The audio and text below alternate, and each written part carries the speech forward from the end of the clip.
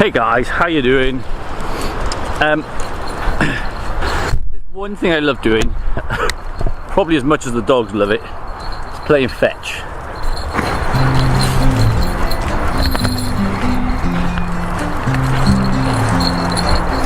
Getting the flicker out, the ball flicker, and giving it a good old launch for them to chase it and really wear them out. And this is a great activity, particularly for us if ever we're travelling anywhere, to use this activity to wear them out in preparation for the journey wherever we're going. I mean, they absolutely love it, and we're very fortunate to have a few acres of land that we use for our training grounds. Just going to get into our secure area. Okay, one-handed job of trying to do the combination lock. Not easy. Okay, we're in. We're in.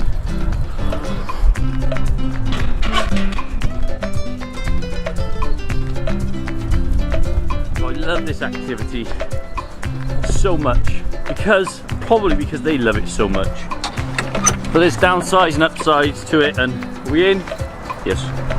There's downsides and upsides to the ball throwing activity.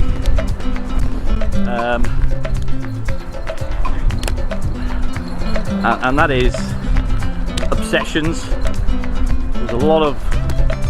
There's a huge risk that your dog will become obsessive with this game. No, come on, mate. Good girl, babe.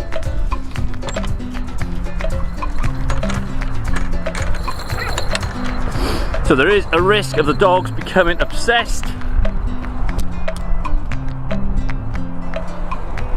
As long as you manage it properly, you're alright. So, I've got a few collies, all high energy dogs, so it's a great game for them.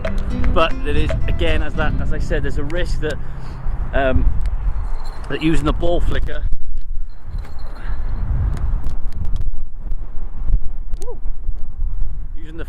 will encourage obsessive behaviours, particularly in the collie breed. And also what that does is it stops them potentially, when they become obsessed by it, although they love it and it drains their energy, it potentially makes them or restricts their socialisation around the environment. So where I'm doing this activity right now is in our training grounds, and we don't really have anything here anyway. It's pretty much empty. Nothing here. It's just that, oh, it is empty. Not pretty much, it is empty. It's just our dogs. Thrown it, guys. I've done it. Thrown it.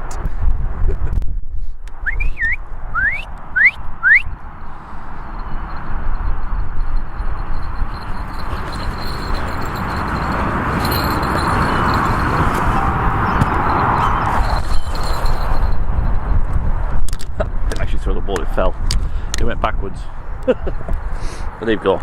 Anyway, yeah. So there's a risk that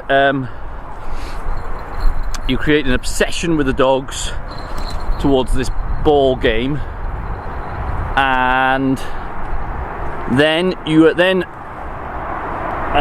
potentially hinder the dog's ability to socialise with its environment. So if ever you're doing this game with them, make sure it doesn't take over your entire life with them and it become their everyday activity, because it shouldn't. Or if it does, you also have to make sure you maintain all the way through their life, really, but less as they grow up, but more all the way through their life, is to maintain that ability to socialise with their environment.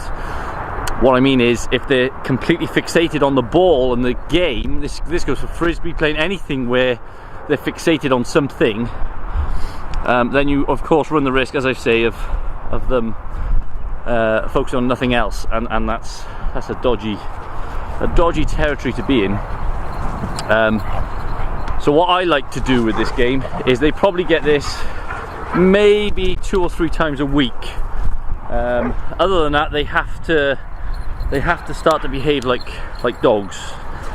I don't want them to just focus on this ball or frisbee or anything like that.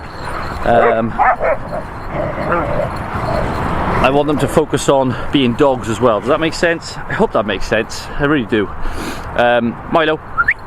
Now, one of the best things I love doing, it's getting a bit dark. It is getting a bit dark, so we're kind of dusky. I'm going to go this way if I can. One of the games I love playing with them to really wear them out, and this requires a pretty good stay. The only one that won't do this is Meg, because I haven't done this with her. She just kind of minds her own business. She's up there, see?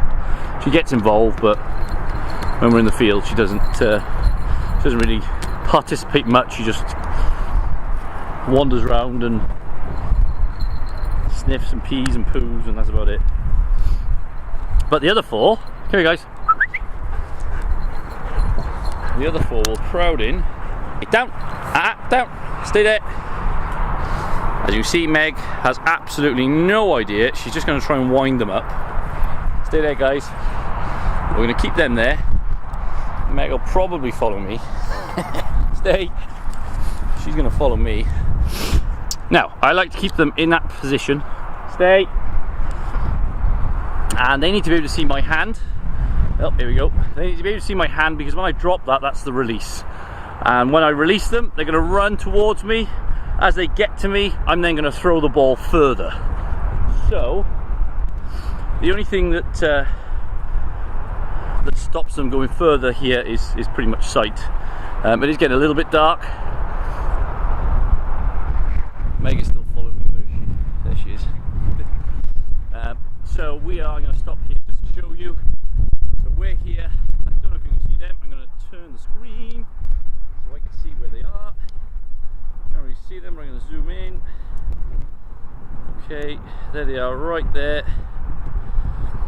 When we're ready, I'm going to release them and then start to zoom out.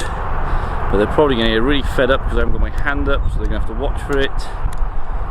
Let's try again. And I'm going to release them now. Here they come. And as they approach, as they get closer and closer and closer, they run past to get the ball. Now, if I do this time and time again, they get really tired from doing it. But it's an amazing game. So it's a good game. So you get them to stay, get them to hang fire, clear hand signal, up in the air, and then when you're ready, you release them and you throw the ball. I love this game. And you rely on a really good down stay for this one. And also it's practicing, when you see Meg run between them, it's practicing when dogs are distracting them. That takes a bit of doing, so that's not an easy thing for them to conquer, is to stay in place when dogs come. But when dogs come past, if they're investigating, because they will, if you're in public places, and I often do it in public places because it really attracts a bit of attention. People like to watch them do that activity. But to really get their stay solid when there's distractions like other dogs sniffing and barking at them because they have no idea what they're doing, it's really important to stop before you continue moving any further away from the dogs. Sorry guys, I know the light's changing quite a lot. I'm trying to face the light as much as I can, but in order to actually do this I have to turn around. So make sure you practice when they're down, when you've got your solid stay, good down, a solid stay. You then slowly introduce distractions after you've practiced the whole thing. You have a really good hand signal, so I like to use the hand signal to release them. And you master the ball flicker as well, because that can take some mastering.